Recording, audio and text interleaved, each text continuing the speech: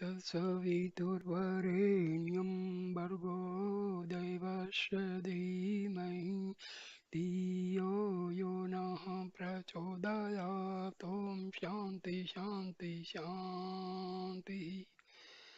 Namaste, my dear friends. This is the second video about Bhagwan Sri Ramana Maharishi's subtle teachings, which are very, very useful for the sadhakas who are advanced in their self inquiry and meditations techniques. So, this is my second video in the same sequence. So, now I will describe how Maharishi has explained how to go for meditation. It is necessary to practice meditation frequently and regularly until the condition induced becomes habitual and permanent throughout the day. Therefore, meditate. You lost sight of the bliss because your meditative attitude had not become natural and because of the recurrence of latent tendencies of the mind. When you become habitual, reflective, the enjoyment of spiritual beatitude becomes a matter of natural experience. It is not by the single realization of I am not the body that the goal of self is reached. Do we become royalty by seeing a king once? One must constantly enter samadhi, absorption in the self, and realize oneself and completely blot out the old tendencies and the mind before one becomes the self. Meditation on the self is our natural state. It is only because we find it hard that we imagine it to be an arbitrary and extraordinary state. We are all unnatural. The mind resting in the self is its natural condition, but instead of that, our minds are resting on outward objects. Meditation helps to remove the illusion that the self must be seen. How do you see the I now? Do you hold a mirror in front of yourself to know your own being? The answer is the I realize that it is the truth. Withdrawing all thoughts from sense objects, one should remain fixed in steady, non objective inquiry. See the self my meditation in this manner. Trace every thought to its origin. Never allow thought to run on. If you do, it will be unending. Take it back to its starting place and the mind will die of inaction. Go back by the question, who am I? No meditation on any kind of object is helpful. In meditating on an object, whether concrete or abstract, you are destroying the sense of oneness and creating duality. Meditate on what you are in reality. Obviously, the seer is more real, true, and important than the seen. Since the seen is dependent on it, so turn your attention to the seer and who is the source of your I and realize that up to now you have been studying the object, not the subject. Now find out what the word I stand for. All kinds of thoughts arise in meditation. Unless they rise up, how can they be destroyed? They rise up spontaneously in order to be extinguished in due course.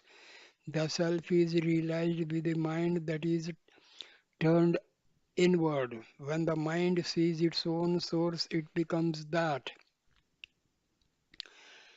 Next is who am I and whence am I? The thought, who am I, will destroy all other thoughts and finally kill itself also. If other thoughts arise without trying to complete them, one must inquire to whom did this thought arise? What does it matter how many thoughts arise? As each thought arises, one must be watchful and ask to whom is this thought occurring. The answer will be to me. If you inquire who am I, the mind will return to its source. The thought which arose will also submerge. As you practice like this more and more, the power of the mind to remain as its source is increased. As for the necessity of watching the breath before inquiring who am I, all depends on a man's aptitude and his fitness. Those who do not have the mental strength to concentrate and direct it on the quest are advised to watch their breath, since such watching would, as matter of course, bring the mind under control. Who am I will destroy all other thoughts, and like the stick used for stirring the burning fire, it will itself be destroyed in the end. As long as there are impressions of objects in the mind, so long is the inquiry who am I required. As long as there are enemies within the fortress, they will continue to sally forth. But if they are destroyed as they emerge, the fortress will fall into our hands. As a matter of fact, in the quest method, which is more correctly whence am I and not merely who am I, we are trying to find whence the I thought, the ego, the mind arise within us. The method contains within itself, though implicitly, the watching of breath. When we watch the root of thoughts, we are necessarily watching the source of breath also, as the I thought and breath arise from the same source. To inquire who am I is really trying to find out the source of the I thought. You are not to think of other thoughts such as I am not the body, etc. Seeking the source of I thought serves as a means of getting rid of all other thoughts. Who is born? It is only he who asks, whence am I born? That is truly born in Brahma, the prime source. He indeed is born eternally. He is the Lord of saints. He is the ever new. We should not give scope for other thoughts but keep attention fixed on the I thought. This is done by asking to whom the thought arises, and if the answer is I, get rid of the thought by asking the question who is this I and whence its source. The meditation or mantra Soham, I am that, is not the same as who am I. They are different. Why should we go on repeating Soham or affirming I am that? One must find the real I within, tracing within the source of I. We see it. The apparent sense of I has no separate existence but merges in the real I. Who am I is not to be used as a mantra. If means you must find out where in you arises the I thought, which is the source of all other thoughts. Perception, memory, or any other experience only comes to the I. You don't have these experiences during sleep, and yet you existed during sleep, and you exist now too. That shows the I continues while other things come and go. Who am I means you must concentrate and see where the I thought arises. Instead of looking outward, look inward and see where the I thought arises. Never mind whether there are visions or sounds or anything else, or whether there is a void. Are you present during all this or are you not? You must have been there even during the void to be able to say you experienced the void. To be found in that you the quest for the I from start to finish. Whatever other methods may be chosen, there will always be the doer that cannot be escaped. Just who is that doer is what must be found out. Until then, the sadhana practice cannot be ended. So eventually, all must come to find out who am I. You complain that there is nothing preliminary or positive to start with. You have the I to start with. Suggestive replies to the inquiry such as Shivoham, I am Shiva, are not to be given to the mind during this meditation. The true answer will come by itself. Any answer which the ego might have cannot be correct. Any answer which the ego might give cannot be correct. These affirmations or auto-suggestions may be of help to those who follow other methods, but not in this method of inquiry. The inquiry to know the self is different from the method of Sivoham or Soham. I am he. I rather lay stress upon self knowledge, for you are first concerned with yourself before you proceed to know the world and its Lord. The Soham meditation of I am Brahma meditation is more or less a mental thought, but the quest I speak of is a direct method and indeed superior to other meditations. For the moment you get into a moment of quest for the self and get deeper and deeper, the real self is waiting to take you in. Then whatever is done by something else and you have no hand in it. You gain you gain steadiness in practice only through more practice. Next is I. Whence does the I arise? Seek this within the I, then vanishes. This is the pursuit of wisdom. Where the I vanishes, these there appeared an I by itself. This is the infinite. Though it reveals itself thus, it is not the ego I, but the perfect being, the self absolute. Where the I vanished and merged in its source, there appears spontaneously and continuously an I. This is the heart, the infinite supreme being. On driving deep upon the quest, who am I and from whence?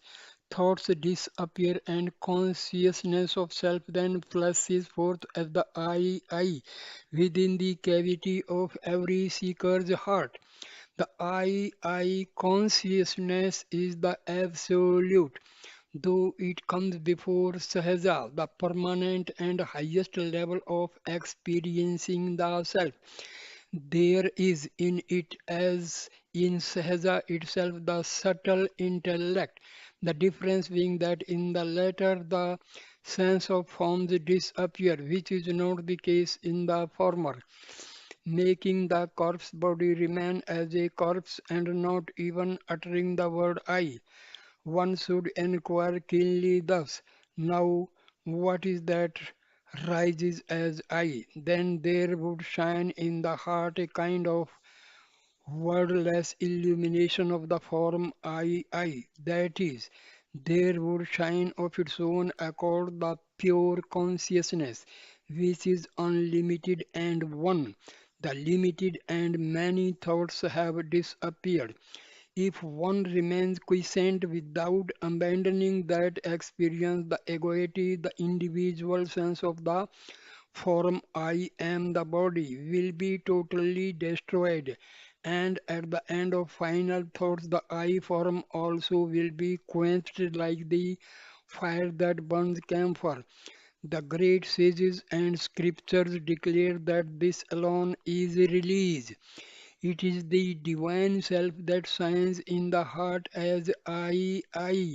When the mind turns inward seeking who am I and merges in the heart, then the I hangs down this head in shame and the one I appears as itself.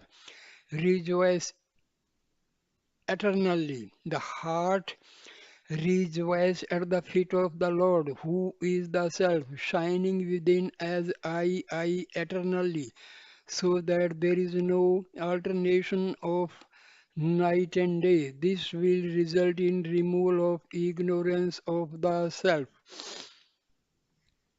The realization of I is indeed the self which is experienced as I shining of its own accord, the absolute being the witness of the three states of waking, dream, and the deep sleep, distinct from the five seats, aware of the mental modes in the waking and dream states, and of their absence in state of deep sleep. Problems and their solutions.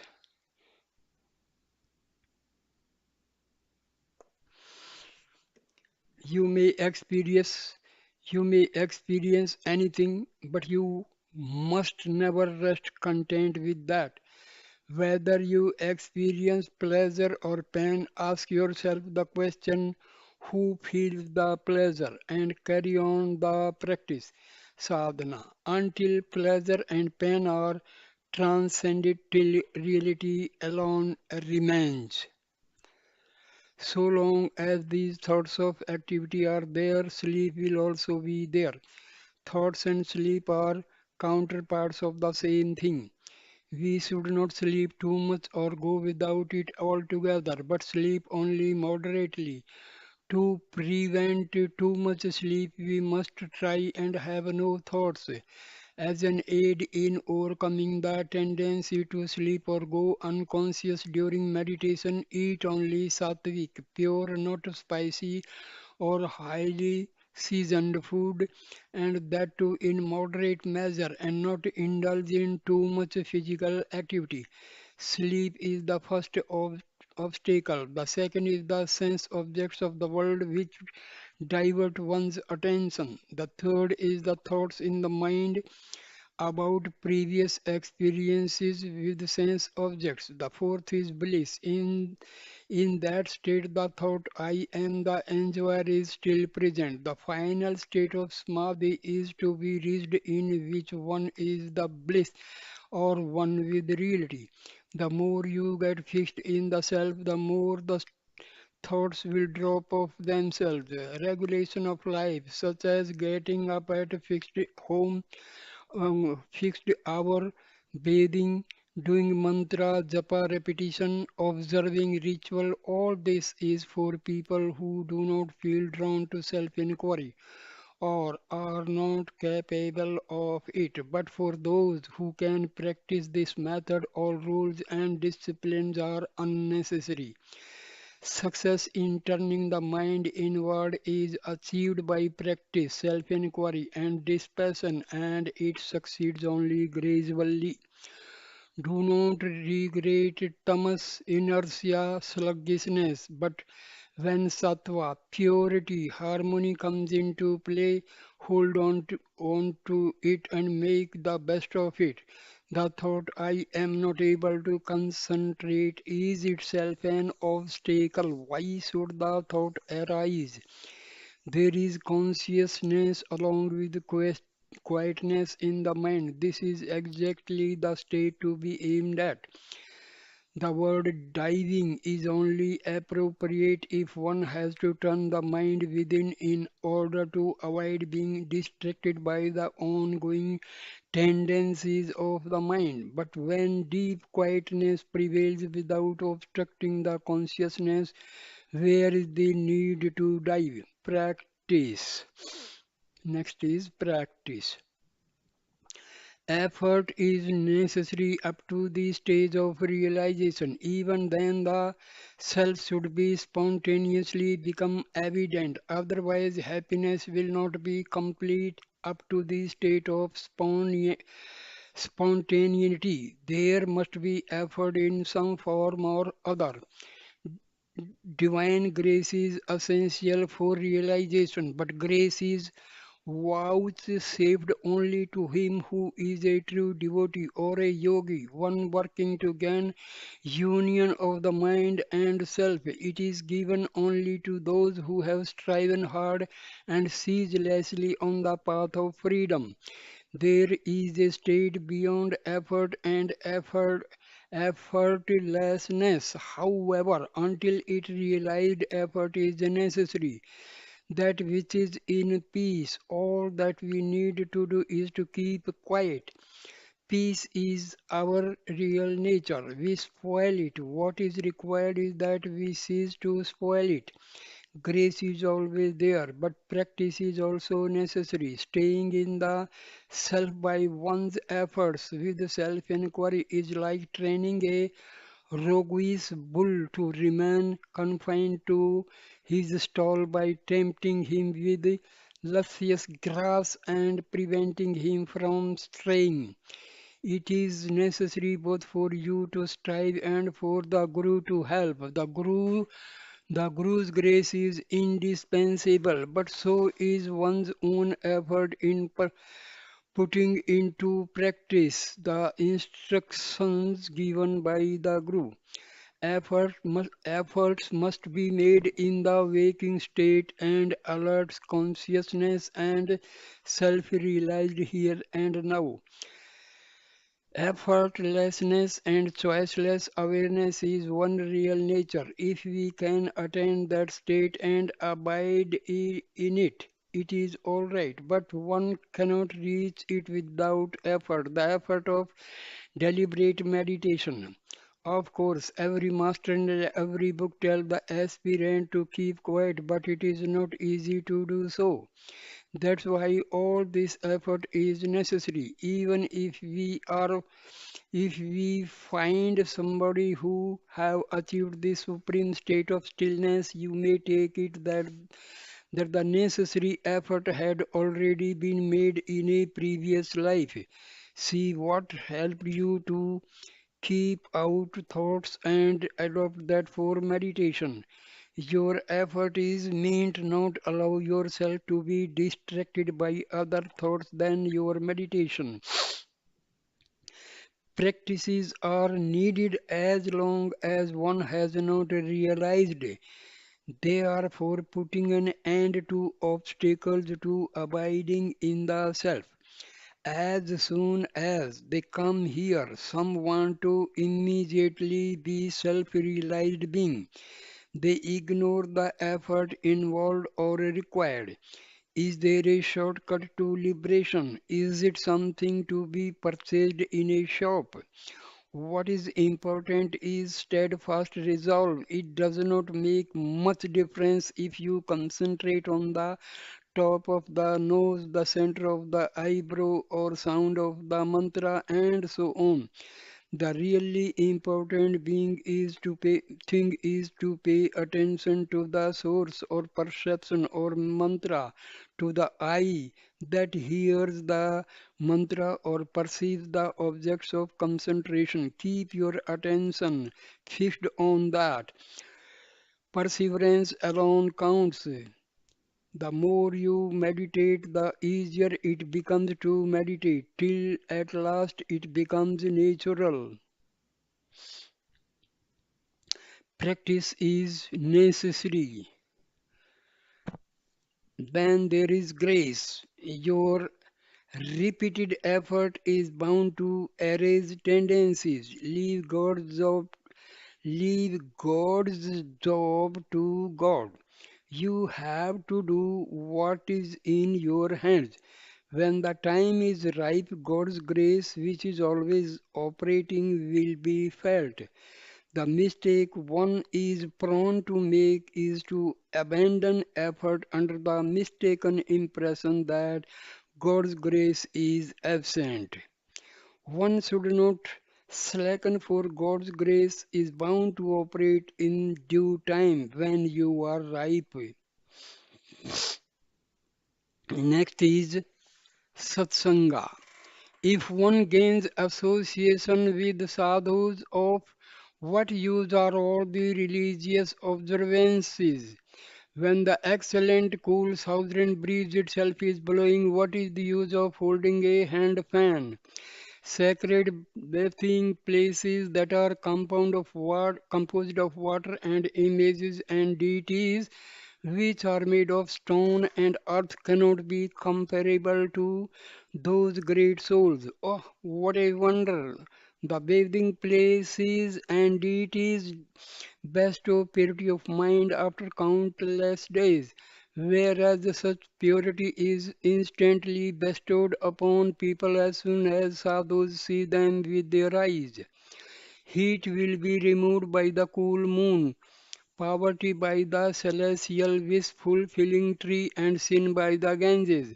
But know that all these, beginning with heat, will be removed merely by having darshan, sight of incomparable sadhus.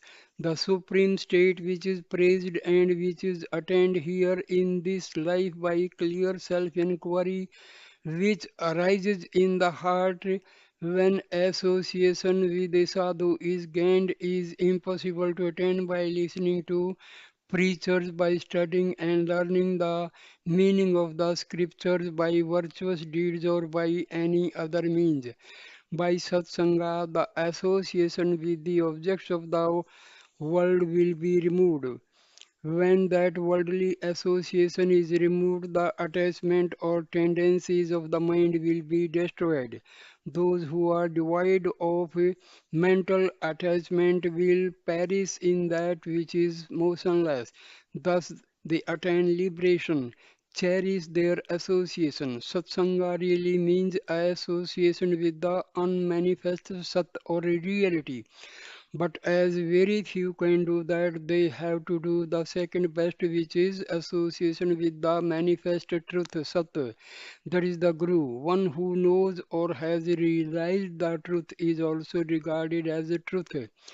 Satsanga will make the mind sink into the heart. Such association is both mental and physical. The extremely visible beings of the group pushes the mind inward. He is also in the heart of the seeker, and so he draws the latter's inward bent mind into the heart. Association with the sages should be made because thoughts are so persistent. The sage has already overcome the mind and remains in peace. Being in his proximity helps to bring about this condition in otherwise there is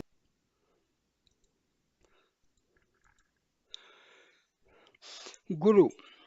The marks of a guru are steady abidance in the self, looking at all with an equal eye, unshakable courage at all times, in all places and circumstances. He is proper Guru to whom your mind is attuned. He should be endowed with tranquility, patience, forgiveness, and other virtues. He should be capable of attracting others even with his eyes, just as a magnet attracts iron. He should have a feeling of equality towards all. He who has these virtues is a true Guru. Choose that one where you get peace. If you wish to know what is the nature or real form Swarupa of a Guru, you must now know your own nature or real form first. How can one know the nature of the Guru if one does not know one's own real nature? If you want to know the real nature of the Guru, you must find out, learn to look upon the whole world as the Guru's form. One must see Guru in all living beings. The Guru is the bestower of silence who reveals the light of self-knowledge, which shines as the residual reality. Spoken words are of no use whatsoever if the eyes of the Guru meet the eyes of the disciple. Contact with the Guru is necessary. It is like the elephant which wakes up on seeing a lion in its dream. Even as an elephant wakes up at the mere sight of the lion, so too it is certain that the disciple wakes up from the deep sleep of ignorance into wakefulness of true knowledge through the Guru's benevolent look of grace. Work within. The Guru is both within and without, so he creates conditions to drive you inwards and prepare the interior to drag you to the center. Thus, he gives you a push from outside and exerts a pull from within, so that you will be fixed at the center. In sleep, you are centered within. On waking, your mind rushes out, simultaneously thinking this, that, and the other. This must be checked. It is possible only for the agent who can work both within and without. Can he be identified with a body? Because you think you are a body, you think the Guru also is a body and that he will be something tangible to you. However, his work lies within in the spiritual realm. He who instructs an ardent seeker to do this or that is not a true guru. The seeker is already afflicted by his activities and wants peace and rest. In other words, he wants cessation of his activities. If a teacher tells him to do something in addition to or in place of his other activities, can that be a help to the seeker? Activity is creation. Activity is the destruction of one's inherent happiness. If activity is advocated, the advisor is not a guru but a killer. In such circumstances, either the creator Brahma or death Yama may be said to have come in the guise of a master. Such a person cannot liberate the aspirant, he can only strengthen his fetters. The Guru is both external and internal. From the exterior, he gives a push to the mind to turn it inwards. From the interior, he pulls the mind towards the self and helps in guiding the mind. This is Guru's grace. There is no difference between God, Guru, and the self. God, who is immanent in His grace, takes pity on the loving devotee and manifests Himself according to the devotee's development. The devotee thinks that he is a man and expects a relationship between two physical bodies. But the Guru, who is God incarnate, works from within, helps the man to see the error of his ways and guides him on the right path until he realizes the self within. The Guru is absolutely necessary. The Upanishads say that no one but a Guru can take a man out of the jungle of mind, intellect, and sense perceptions. A realized one sends out waves of spiritual influence which draw many people towards him. Yet he may sit in a cave and maintain complete silence. We may listen to lectures upon truth and come away with hardly any grasp of the subject. But to come into contact with a realized one, though he speaks nothing, will give much more grasp of the subject. He never needs to go out among the public. If necessary, he can use other as instruments. The Guru does not bring about self-realization. He simply removes the obstacles to it. The Guru is always within you. If the disciple finds the Guru internally, then it does not matter where he goes. Staying here or elsewhere must be understood to be the same and to have the same effect. The Guru will go with the disciple in his own path and then gradually turn him into the supreme path at the ripe moment. Suppose the car is going at top speed, to stop it at once or turn it at once would be attended by disastrous consequences. The Guru, not being a physical form, his Contact will continue even after his physical form vanishes. If one enlightened sage exists in the world, his influence will be felt or benefit all people and not simply his immediate disciples. Conquering 1,000 elephants is nothing beside the Guru's power to conquer the rutting elephant of the ego. It is necessary for you to strive and natural for the Guru's help to annihilate recurrent tendencies and bring to being knowledge free from dread, delusion, and desire. Know that the mantra true is but devotion to the Guru's feet. Who meditates on Guru's feet, the flawless flame of pure awareness gains from grace supreme the gift of pure awareness, clarity of mind, and that ends all sorrow.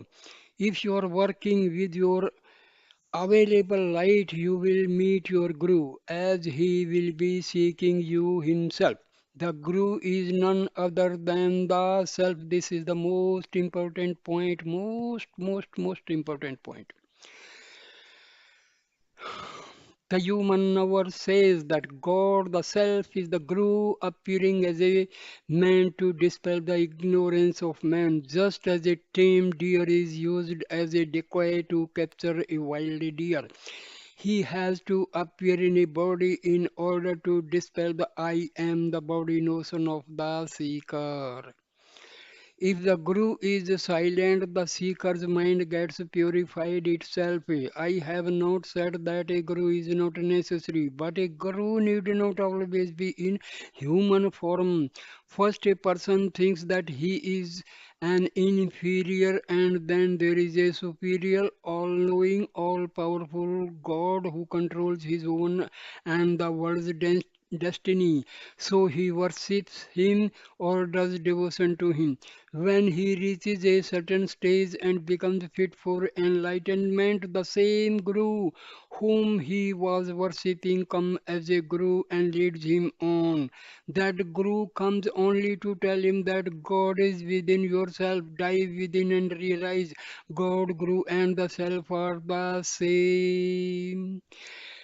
R- Ripened by the matchless power of self-awareness, now the Guru stands as a transcendent being supreme. He who penance done he who penance done become the target of his glance of grace, gains greatness that surpasses speech. Next very important term is grace. Grace is there all along. Grace is the self. It is not something to be acquired. All that is necessary is to know its existence. In the same way, the sun is pure brightness. It is ever there and shines, and you are surrounded by sunlight. Still, if you want to know the sun, you must turn your eyes in its direction and look at it. Similarly, grace is only to be found by effort, although it is here and now. We cannot attain realization of the self by our mind unaided by God's grace. One's ignorance of the self revealing immediately of divine grace is not proof of its absence. If the owl does not see the sun that illumines the whole world, is that the fault of the sun? Is it not due to ignorance of the bird or the defectiveness of its sight? Your very desire for grace is due to the grace that is already working in you. As for grace, it is ever within you. You are never out of its operation. Grace is always there. In full enjoyment of silent bliss, the gift of grace that flows from wisdom's Lord, the Lord of Self, the Jiva's Nirvana is casting off the fivefold sheath attachment to the body. Grace is always present. You are neck deep in water and yet cry for water. This passion cannot be acquired, nor realization of truth, nor inherence in the self. In the absence of the Guru's grace, but practice is necessary. Grace is in the beginning, middle, and the end. God, grace, and Guru are all synonymous and also eternal and immanent. The highest form of grace is silence. It is also the highest instruction, Upadesa. Though through divine grace one can go beyond the influences of past actions. Individually, we are incapable because our mind is weak. Grace is necessary. Sadhu Seva, serving a holy being, one whose life is totally dedicated to God, will bring it about. To me, there is no distinction. Grace is flowing like the ocean, ever full. Everyone draws from it according to his capacity. How can one who brings only a tumbler complain that he is not able to take as much as another who has bought a jar? It is only by God's grace that you think of God. Why do you cry that there is no mercy from the Lord that is there to sob about? Instead of being poised in the self, why do you go on wailing? What is this talk of Guru's grace? Does the Guru hold you by the hand and whisper something in your ear? You imagine him to be what you are yourself because you are identified with the body. You think that he is also a body and will do something tangible to you. But his work lies within. How is Guru found? If a devotee prays to God unselfishly, God, who is immanent in His grace, takes pity on the loving devotee and manifests Himself as a being according to the devotee's standard. The devotee thinks that he is a person and expect a relationship between them as a body, but the Guru, who is God or self incarnate, works from within, helps the person to see the error of his ways and guides him along the right path until he realizes the self within. After such a realization, he feels, I was so worried before, I am after all the self, the same as before, but not affected by anything. Where is he now who was so miserable? He is nowhere to be found. What should we do now? Only live up to the words of the Master. If toward the Lord you take one single step, then with much more than a mother's love, He takes 9 steps towards you to accept you. Such is the Guru's grace. Next comes the surrender. There are two ways of achieving surrender. One is looking into the source of the I and merging into that source. The other is feeling I am helpless myself. God alone is all powerful. And except my throwing myself completely on Him, there is no other means of safety for me. And thus gradually developing the conviction that God alone exists and the ego does not count. Both methods lead to the same goal. Complete surrender is another name for jnana or liberation. Surrender appears easy because people imagine that once they say with their lips, I surrender, that they can be free to do whatever they like. But the fact is, you can have no likes or dislikes after you surrender. You will, your will become completely non existent with the Lord's will taking its place. Surrender is complete only when you reach the state thou art all and thy will be done. Thy will be done. You will know in due course that your glory lies where you cease to exist. In order to gain that state, you should surrender yourself. Then the master sees that You are in a fit state of receive guidance. He guides you. The master is within and without. He gives a push from without and exerts a pull from within, so that you may be fixed at the center. Leave it all to the master. Surrender to him without reserve. All this task of surrender is like pinching a jaggery, refined brown sugar image of Lord Ganesha and presenting it as a sweets offering to the same Lord. You say you offer your body, soul, and possessions to God. Were they yours to begin with, that you could offer them? You are perfect and complete, so abandon the idea of incompleteness. There is nothing to be destroyed. Ahankaras, the individual I, is not a real thing. It is the mind that makes the effort, and mind is not real. Just as it is not necessary to kill a rope that one imagines to be a snake, so also there is no need to kill the mind. Knowing the form of the mind makes the mind disappear. That which is forever non existent is already removed. If you have surrendered, you must be able to abide by the will of God and not make a grievance of what may not please you. Things may turn out differently from what you wish or what they look apparently. What is destiny? There is no destiny. Surrender and all will be well. Throw the responsibility on God. Do not bear the burden yourself. What can destiny do to you then?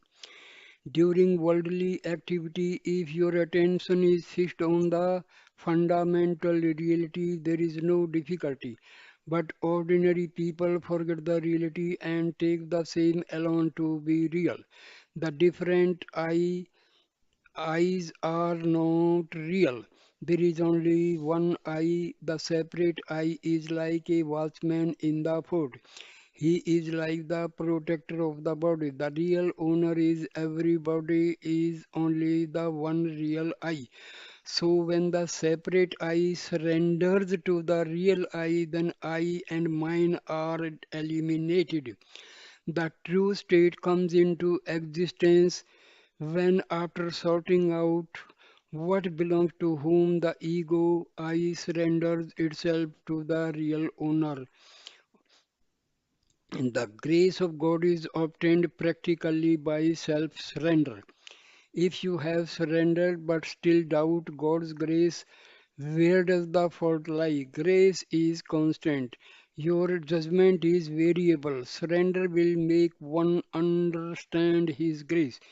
You say you have surrendered but still do not feel the grace of God.